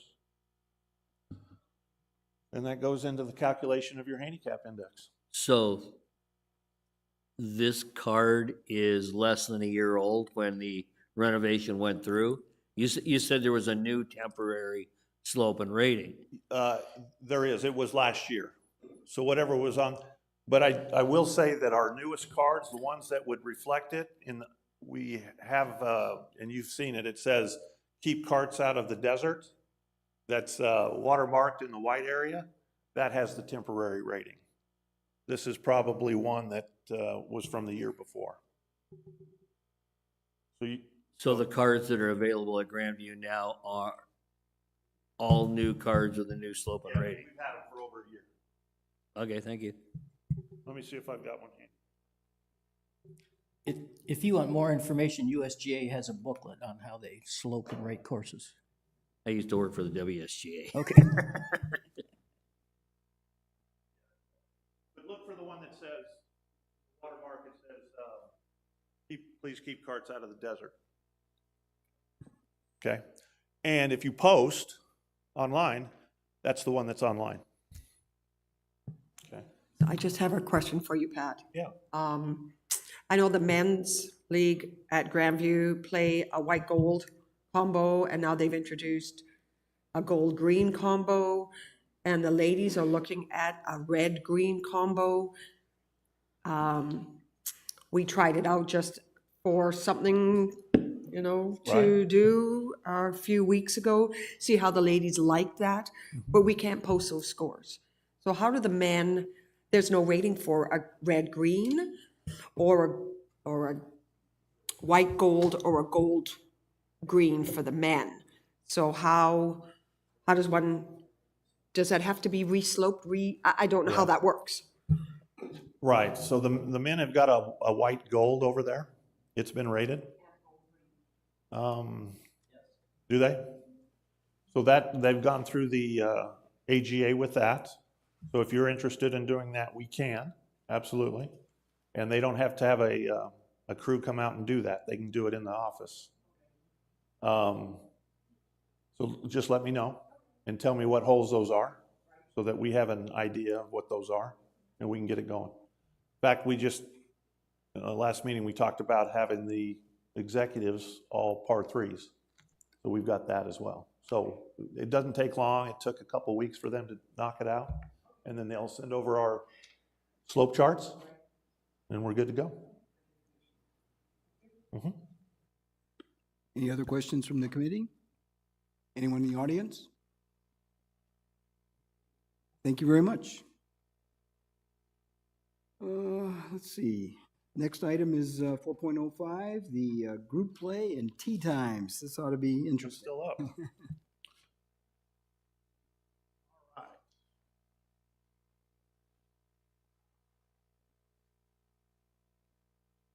There we go.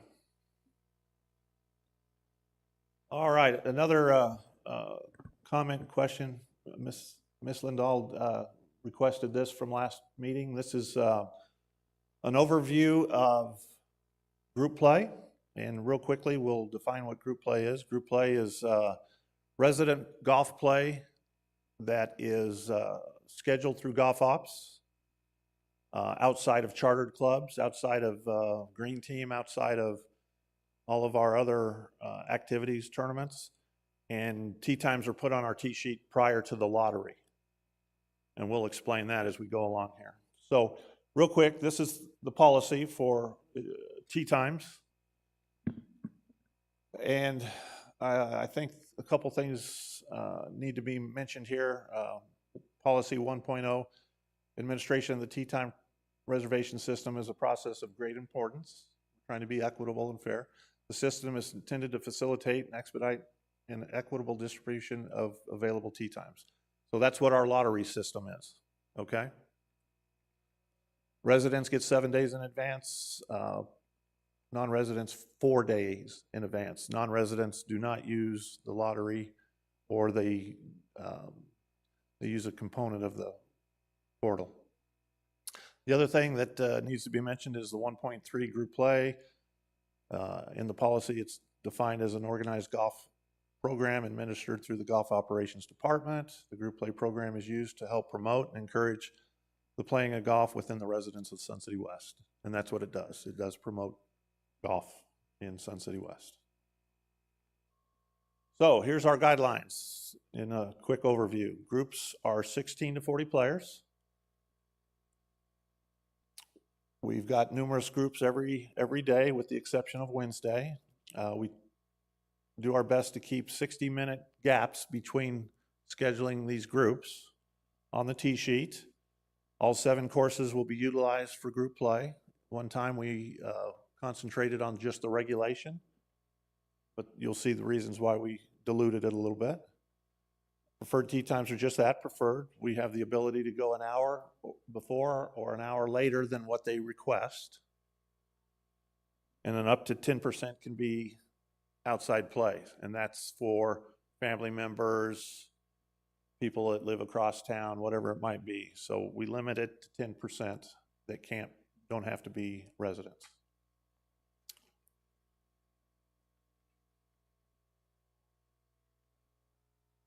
All right, so here's a little history of group play growth over the years, the days of the week, the year, totals. So it's grown.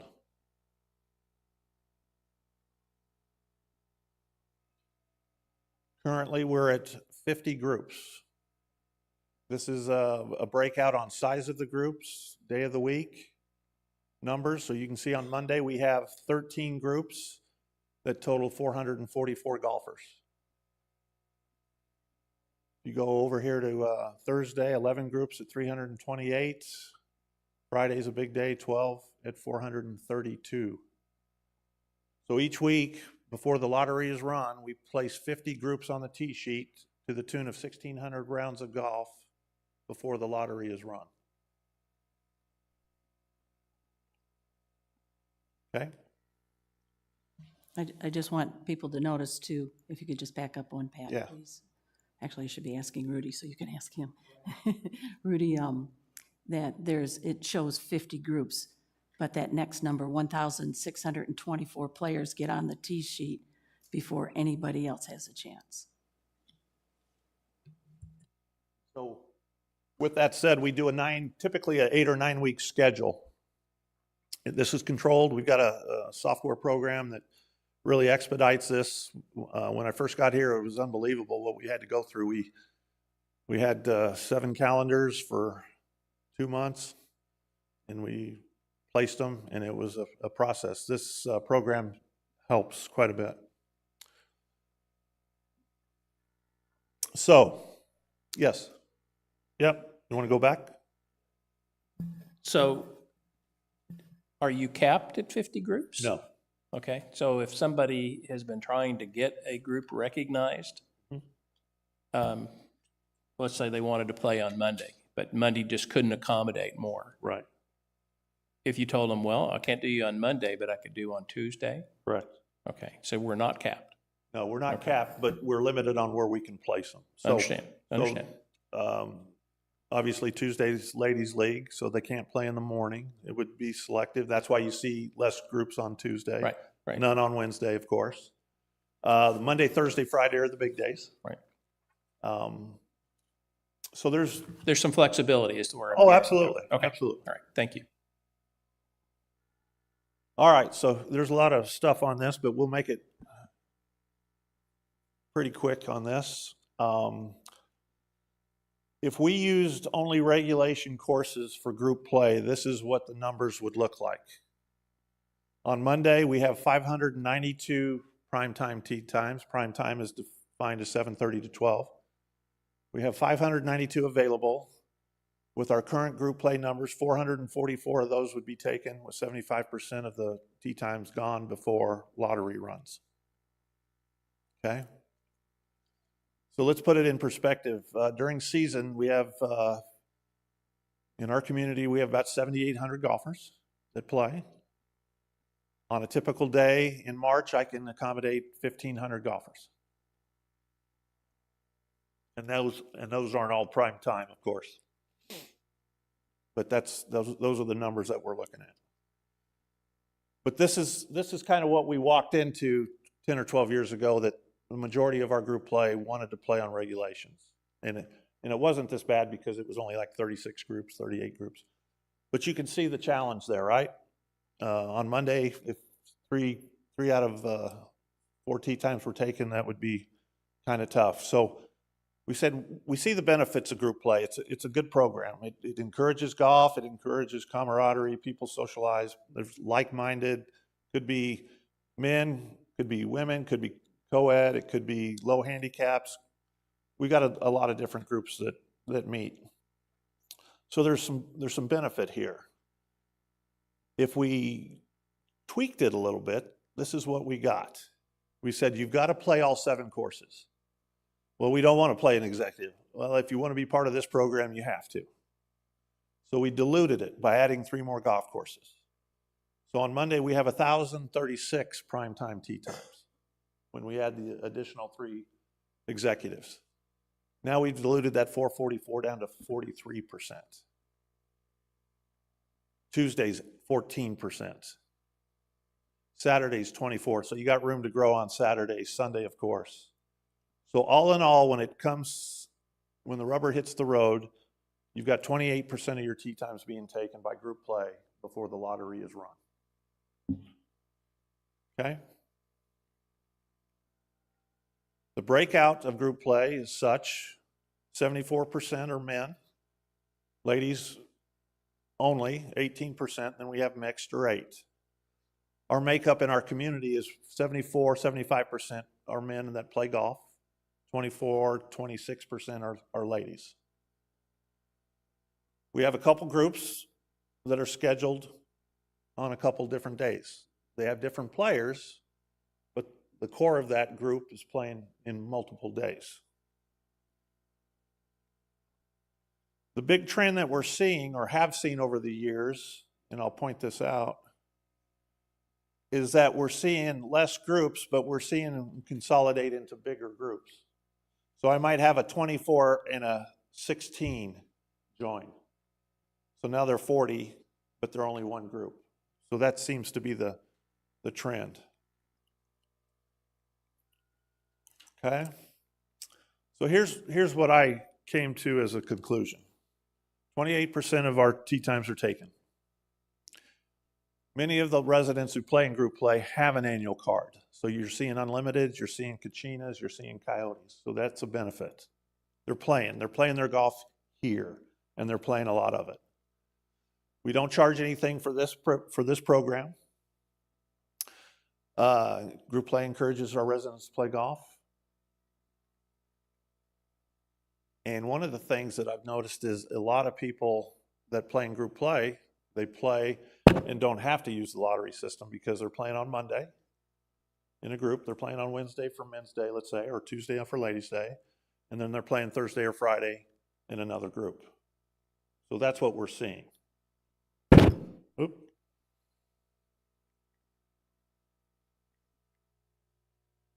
And that's a quick overview of group play in Sun City West.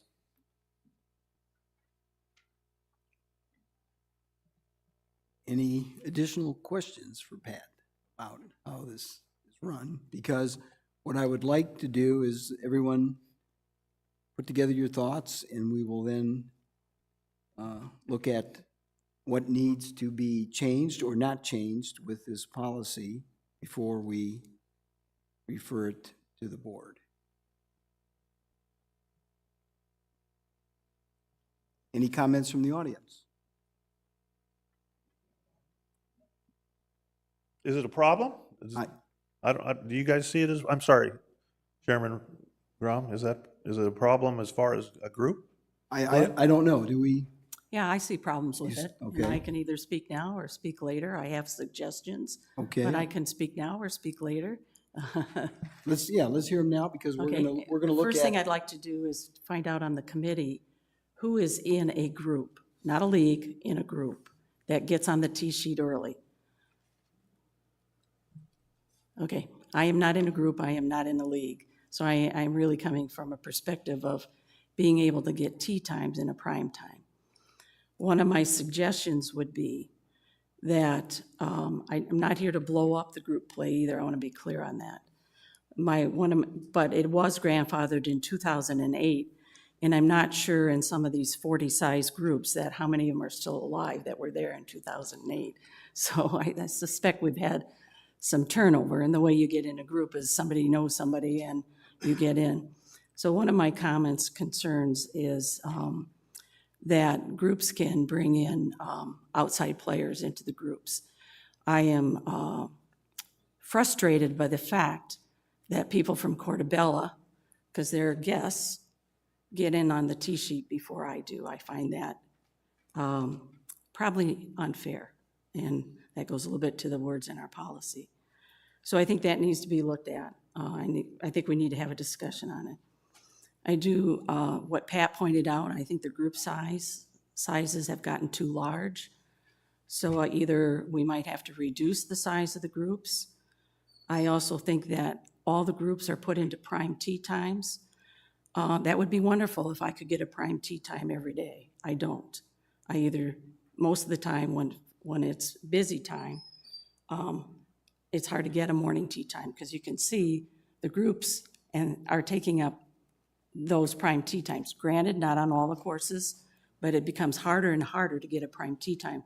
So my suggestion would be that they alternate a prime tee time in the morning, and then maybe the next week, whatever the magic formula might be, they get a tee time in the afternoon, like I get a tee time at 3:30 in the afternoon or 3 o'clock, because I think it's tilted too much at this point. So that would be one of my suggestions. One of the suggestions would be that annually this golf committee looks at this information. And I was new on the committee last year, and Pat, I think you had said it'd been a couple years. Now, it wasn't like 10 years that you hadn't looked at the committee hadn't looked at the data, but it was just a couple years. So I think keeping your fingers on the pulse here is important, and to really look at the benefit of this, if I read the policy, is for Sun City West residents. It grates me to no end knowing that Portobello and Grand are getting on the tee sheet before me. That grates me no end. So I don't think we need to solve it today. I opened other comments, but I think, Rudy, your thoughts about let's absorb this, think about it, whether we debate it or not, I don't know, but I just think it's time to do a tweak and a relook at some of this. Yeah, the one other thing I wanted to say on the mixed groups, Pat, I forget what slide, that's towards the end. You had a little bit on the numbers here. Oh, you have, this must be next to the last slide or so. Current group play breakout, it's right towards the end.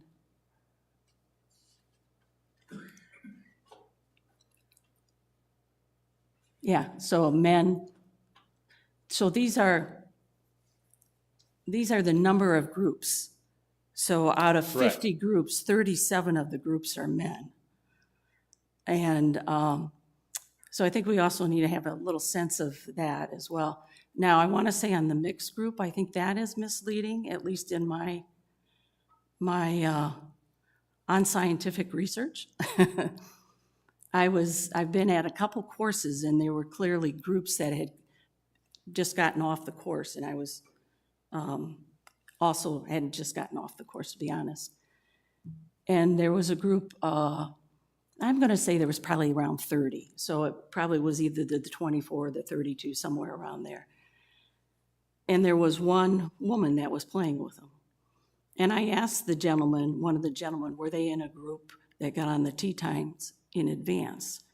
And he was surprised that I knew that he got on the tee times in advance, because I don't think we advertise this, and there's probably a reason we don't advertise this, because there isn't a lot of room for more. And so there was one woman in that mixed group, and therefore it was called mixed. So I think it's just misleading. When I think of mixed, I think 50-50, because I'm a female and I think 50-50. That's the way I think. So anyway, those are just some things, some ideas, some suggestions.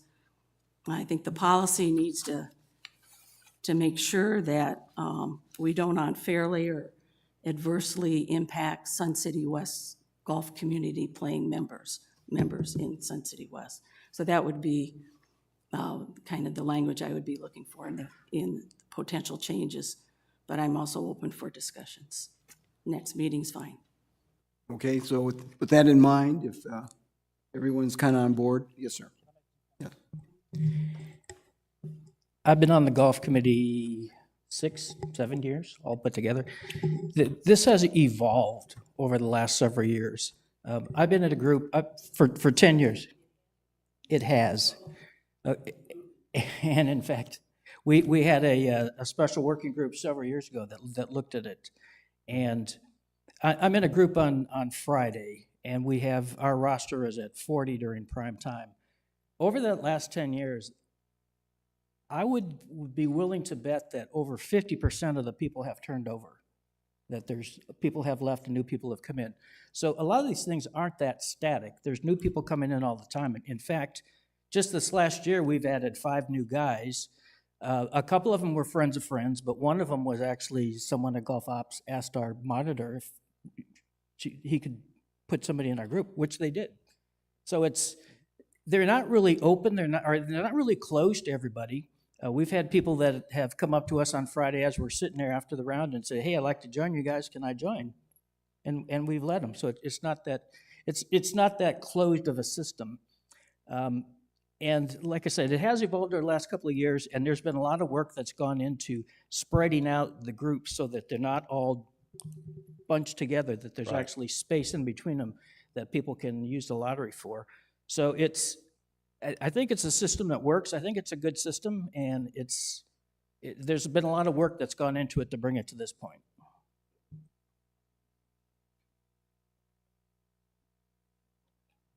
I just have a quick comment. I manage a group, but I don't put them under a group play, because in the summertime, it's hit and miss, and I a lot of times cannot get 16 players. Right.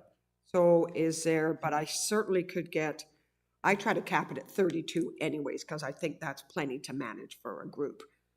But is there a way to lower that for the summer months for mandatory numbers for group play? Because I can get 12, but what I do is I just go in every week and I type in everybody's rec card.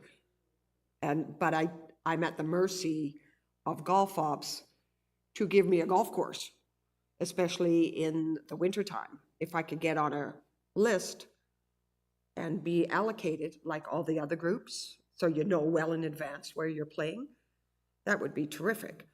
But I haven't gone down that group play road yet, because I'm not confident I can get 16 players all summer long. Right. So the lottery system can handle up to 40 players. Right. Which I think And that's one of the things that's evolved over the years. It hasn't been that many years. In fact, last year was the first time that we felt really comfortable with it managing those numbers. 12 players in the summer would bring in a bunch of smaller groups that we don't want to manage 12, because 12 has a good chance of getting on the tee sheet through the lottery. Right. When you start getting into 16 and higher, now you start having some challenges. So that's why we made that call, going 16 or more. So 12 is more like, there's enough inventory out there. You might not get exactly what you want, but you're going to get something. So is there a way to do a group half of the year? We do have groups half of the year. Get on group play for half a year? Yeah, Canadian tour. Okay, it doesn't have to be all year round. No, to request a group play. So going forward. Yep. This time of year, Paul will send out an email to every group that's existing right now and say, "Hey, I need your numbers. I need your window that you would like to try and play, and the day that you're playing." Okay. So we ask for that information, and we get the update, because some groups go from 40 to 32, some go from 16 to 24. And so then we got to spread them out and say, okay, this is what it's looking like. We're going to have to spread this out a little bit more, meaning tee times. Okay. Because the key to this for us over the years has been to dilute it with the 7 courses and have an hour's worth of tee times between groups. Right. That's the key. But then we have other things that are on and this is where it gets challenging for us. And I'm not picking on the ladies, but you're active with Choya and team play. So those are typically, and that you guys have been really good about moving those around on days that help us, because this is one of the challenges that I have is I still have 13 groups on a Monday. Now I've got team play, or I've got Right. Choya, Right. you know? So now it condenses everything real quick. So that's why for Monday, Thursday, and Friday, it would be great. And again, Paul and Golf Ops do a wonderful job of spreading that out. But to accommodate the 12s would just throw another issue on Right. to us. That's fine if it's Yeah, only. but we do allow half Half 6-month okay. seasons. So if you've got an existing one, you'll get an email on that. If not, I don't. contact so, us. Okay. And what we'll do is, I can't get you on Monday, but I can get you on, We play Sundays. So There you that go. seems to be the lowest. there you go. Yeah. So Pat, in the, when we're overseating, I know I've asked you, I just can't remember the answer. When we're overseating and courses are closed, are the groups still put in on the tee sheets? No, No, okay, they are thanks. not. I got a comment from Tim. Yeah, there's another thing that you failed to mention, Pat, and that is, several years ago, there was a problem with groups scheduling 10 tee times, and Uh-huh. only 8 tee times would show up. Right, So now you actually monitor them during the do. prime season right. to make sure, and if you're not living up to the number of tee times you request, you get reduced. We do. So that's, and to Tim's point, and that's a great point, is we manage that from a standpoint, and we don't manage that if Vanessa had 2 groups and only one showed up. If we saw that habitually, we'd reach out to Vanessa if we noticed that. But in group play, we see it because it's pre-blocked, and then we look at these on a weekly basis and say, hey, they only had 32. Next week, they only had 32. Hey, we're giving them a call and saying, you're not getting 40 anymore, you're getting 32. So they're held to a tighter standard, if you will. So that's the good thing about it. Okay, I'd like to, we've kind of beat this one to death Yeah. today, but everyone now has something to think about, and we'll continue this discussion next month and see what we can come Okay. up with. And if need be, if we had to, we'll put together a working group and study it again, but maybe we can resolve it next meeting.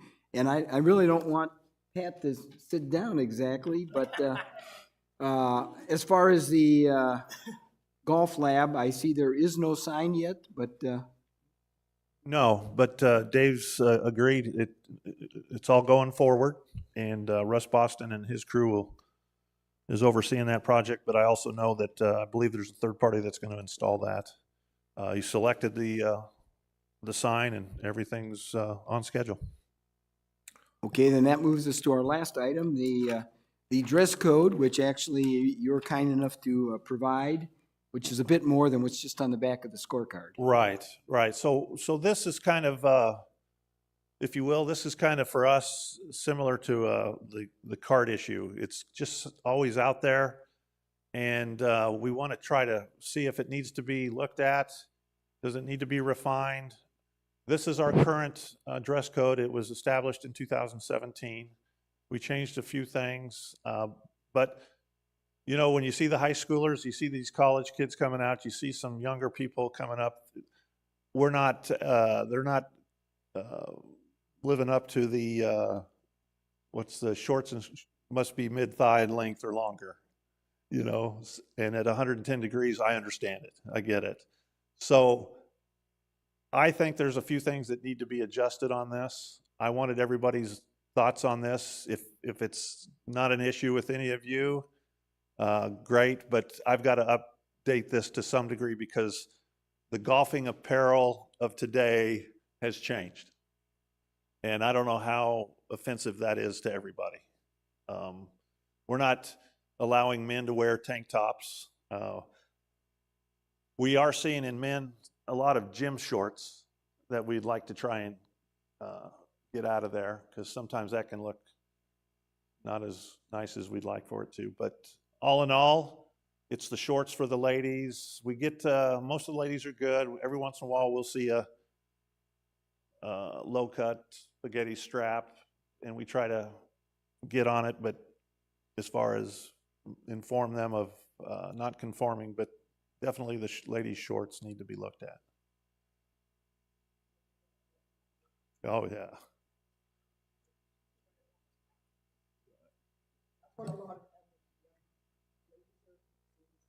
Right. So what I think I hear you saying is you are going to look at. Well, I've got some suggestions on that. The ladies' shorts. It's pretty descriptive for the ladies is what they can't wear. Sometimes it's easier to say what you can't wear than to tell you what you can wear. My thought on this is to get some feedback from all of you. Do you see an abuse of this out there when you play? Of any men or women wearing Yes, inappropriate? yes. Okay. And what might that look like? What are they wearing?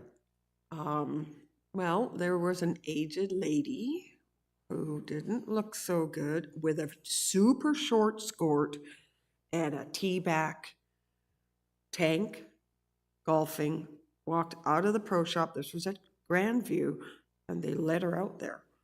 I'm like, and we were all sitting at the table going, I can't believe that the golf Let her- ops or the Yeah. pro shop let her out on the golf course. It was not a nice sight. Wasn't good. And there's some young gals that come and play that. It's not quite appropriate. Same thing. Too much skin showing. Okay. Anybody else? No? Okay. Okay, thank you. Let me, if I may make a suggestion, I'll come back with a few changes Yep, and we can go from there? that'd be good. Okay. Brings us very close to the end. I will look for any comments from the committee, starting out with you, Kathy. I have none. Okay. Good committee, you did a good job. David, I see you shaking your head no. Tim? No comments. Al?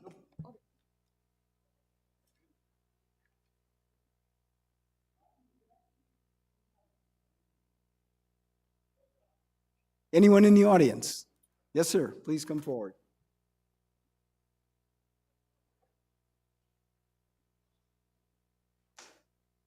Tom Wogemuth, 112417. Just an update. The last meeting, there was discussion of Grandview and the desert area and being allowed to play out of it. Pat contacted me and asked me to research a local rule on that. There is a local rule that can be enacted to allow relief from newly planted trees. I contacted the AGA and they agreed we could do the newly planted bushes since it's still a live plant. The issue became that each one needs to be individually identified.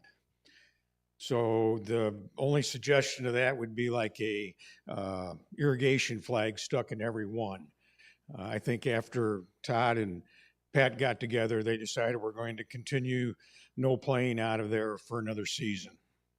Was that correct? Asking those two. Okay. That's all I had. Okay, thank you. That sounds like a good way to pursue this because of the fact we haven't gotten the rain to help compact. With that, our next meeting will be on a Thursday, November 7th, in this room at 1:30. And this meeting is adjourned at 3:33. Thank you very much.